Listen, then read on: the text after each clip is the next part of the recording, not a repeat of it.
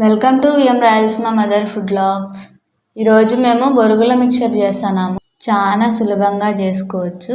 ఇంకా తయారీ విధానం చూద్దాము.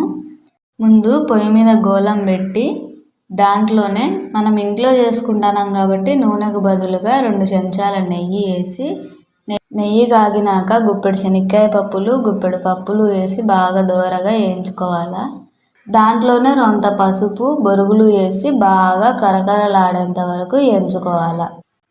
ఇప్పుడు వేయించుకున్న బొరుగులు, శనక్కాయ పప్పుల్ని ఒక గిన్నెలోకి మనకు సరిపోయేమైనా తీసుకొని దీంట్లోనే సరిపోయేమైన ఉప్పు, సన్నగారాలు, సన్నగా కోసుకున్న పుదీనా, ఎర్రగడ్డలు, టమాటాలు, కొత్తిమీర, రుచికి సరిపోయేమైన కారము, రొంత గరం మసాలా, రొంత చికెన్ మసాలా, రొంత ఆమ్చూర్ పొడి వేసి అన్నీ బాగా కలుపుకోవాలి. దాంట్లోనే సరిపోయేమైన నిమ్మరసం పిండుకొని కలుపుకొని ఒక బౌల్లో సర్వ్ చేసి